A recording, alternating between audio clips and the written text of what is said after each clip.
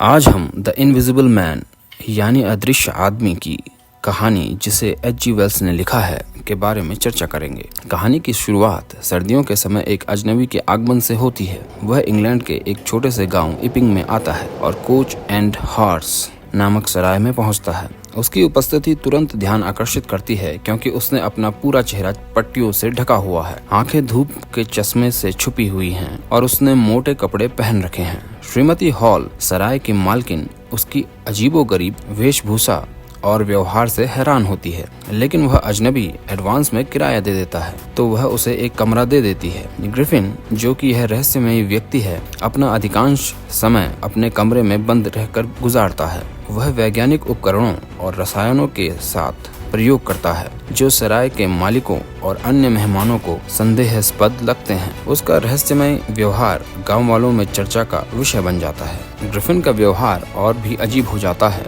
वह कभी भी सार्वजनिक रूप से दिखाई नहीं देता और हमेशा अपने कमरे में बंद रहता है। वह अपने सभी खाने पीने की चीजें कमरे में मंगवाता है और सराय के कर्मचारियों से बातचीत नहीं करता। उसकी रहस्यमय गतिविधियां और अजीब व्यवहार से गांव वाले और अधिक चिंतित हो जाते हैं। ग्रिफिन की उपस्थिति गांव में रहस्यमय घटनाओं की शुरुआत का संकेत देती है। लोग उसकी अदृश्यता के बारे में नहीं जानते, लेकिन उसका व्यवहार उन्हें और अधिक संदिग्ध बनाता है। ग्रिफिन के आगमन के बाद गांव में चोरी की घटनाएं बढ़ जाती हैं। गांव वाले चिंतित हो जाते हैं और उन्हें संदेह होता है कि इन चोरियों का संबंध इस अजीब व्यक्ति से है। एक दिन श्रीमती हॉल ग्रिफिन के कमरे से अजीब आवाजें सुनती है और दरवाजा खोलने की कोशिश करती है। ग्रिफिन अचानक प्रकट होता है और गुस्से में डांटता है। श्रीमती हॉल और उनके पति का संदेह और बढ़ जाता है।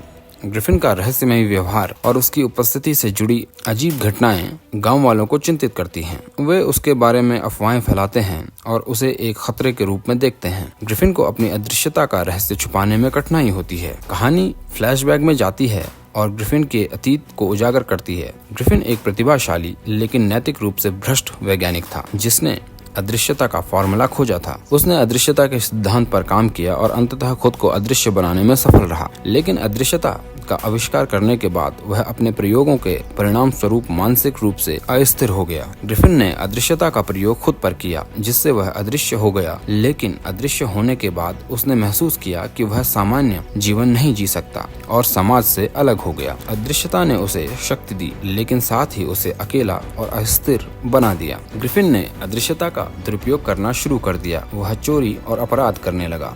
एक दिन उसने अपनी अदृश्यता का उपयोग करके एक दुकान से पैसे चुराए। उसकी अदृश्यता ने उसे पकड़ने में मुश्किल बनाई, लेकिन उसकी मानसिक स्थिति बिगड़ती गई। ग्रिफिन ने सोचा कि वह अपनी अदृश्यता का उपयोग करके दुनिया पर कब्जा कर सकता है, लेकिन उसकी योजनाएं असफल होती गई। ग्रिफिन की अदृश्यता ने उसे तब और भी खतरनाक बना दिया जब उसने अपने पूर्व सहयोगियों और दोस्तों के साथ संघर्ष किया और समाज से पूरी तरह अलग हो गया। उसकी मानसिक स्थिति और बिगड़ गई और उसने और भी हिंसक कार्य किए। ग्रिफिन ने गांव में आतंक फैलाना शुरू कर दिया। उसने लोगों को डराया और नुकसान पहुंचाया। उसकी अदृश्यता ने उसे और भी खतरनाक बना दिया। गांव वाले उससे डरने लगे और उसे पकड़ने की कोशिश करने लगे। ग्रिफिन का पागलपन बढ़ता गया और उसने और भी हिंसक कार्य किए। गांव वाले उसकी अदृश्यता से परेशान हो गए और उसे रोकने के उपाय सोचने लगे। ग्रिफिन की अदृश्यता ने उसे एक असंभव दुश्मन बना दिया। वह बिना किसी रोक टोक के घूम सकता था और किसी भी समय हमला कर सकता था। गांव वाले उससे डरते थे और उसे पकड़ने की योजना बनाने लगे।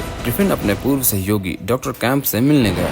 कैंप एक नैतिक वैज्ञानिक था और उसने ग्रिफिन की योजनाओं का विरोध किया। ग्रिफिन ने कैंप को अपने अदृश्यता के फॉर्मूले के बारे में बताया और उसे अपने साथ मिलाने की कोशिश की। कैंप ने उसकी योजनाओं से असहमति जताई और उसे रोकने का फैसला किया। कैंप ने पुलिस को सूचना दी और ग्रिफिन को पकड़ने की योजना बनाई। डॉक्टर कैंप ने ग्रिफिन की अदृश्यता के खतरे को समझा और उसे रोकने का फैसला किया। उसने ग्रिफिन के साथ संघर्ष किया और उसकी योजनाओं को नाकाम करने की कोशिश की। डॉक्टर कैंप और गांव वाले मिलकर ग्रिफिन को पकड़ने की योजना बनाते हैं। वे उसकी गतिविधियों पर नजर रखते हैं और अंत में उसे घेर लेते हैं। ग्रिफिन अपनी अदृश्यता का उपयोग करके भागने की कोशिश करता है, लेकिन गांव वाले और पुलिस की संयुक्त कोशिशों से वह पकड़ा जाता है। उसकी अदृश्यता की वजह से उसका शरीर नहीं दिखता, लेकिन उसे मार दिया जाता है और धीरे धीरे उसका अदृश्य शरीर दोबारा दिखाई देने लगता है। ग्रिफिन की मौत के साथ उसकी अदृश्यता का रहस्य हमेशा के लिए खत्म हो जाता है। डॉक्टर कैंप और गांव वाले उसकी अदृश्यता के फॉर्मूले को नष्ट कर देते हैं ताकि कोई और इसका दुरुपयोग न कर सके। कहानी यह संदेश देती है कि विज्ञान की खोजें नैतिकता और समाज के हित में होनी चाहिए। अब हम कुछ मुख्य घटनाओं का विश्लेषण करेंगे। द इनविजिबल मैन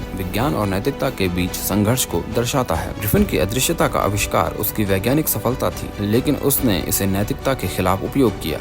कहानी यह सिखाती है कि वैज्ञानिक खोजों का उपयोग समाज के लाभ के लिए होना चाहिए, न कि व्यक्तिगत लाभ के लिए। अकेलापन और पागलपन। ग्रिफिन की अदृश्यता ने उसे समाज से अलग कर दिया, जिससे वह मानसिक रूप से अस्थिर हो गया। उसकी अदृश्यता ने उसे समाज के नियमों से मुक्त कर दिया, लेकिन इसने उसकी मानसिक स्थिरता को भी नष्ट कर दिया। यह दिखाता है कि सामाजिक संबंध और स्वीकृति कितनी महत्वपूर्ण है। शक्ति और उत्तरदायित्व। ग्रिफिन की अदृश्यता ने उसे असीम शक्ति दी, लेकिन उसने इसका दुरुपयोग किया। कहानी यह सिखाती है कि बड़ी शक्ति के साथ बड़ी जिम्मेदारी भी आती है और इसका दुरुपयोग समाज के लिए हानिकारक हो सकता है। मानवता और अनैतिकता। ग्रिफिन का जीवन अनैतिक कार्यों से भरा हुआ था। उसने अपने लाभ के लिए दूसरों को नुकसान पहुंचाने में कोई संकोच नहीं किया। यह मानवता और अनैतिकता के बीच संघर्ष को दर्शाता है और यह सिखाता है कि नैतिकता का पालन करना कितना महत्वपूर्ण है। समाज और बहिष्कार। कहानी में ग्रिफिन को समाज से बहिष्कृत किया जाता है, जिससे वह और भी हिंसक और खतरनाक हो जाता है। यह दिखाता है कि समाज में स्वीकार्यता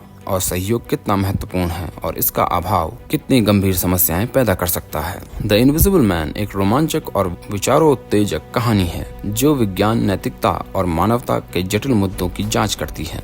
H.G. वेल्स ने इस कहानी के माध्यम से यह संदेश दिया है कि विज्ञान की खोजें तब तक सुरक्षित हैं जब तक वे नैतिक और समाज के हित में हैं।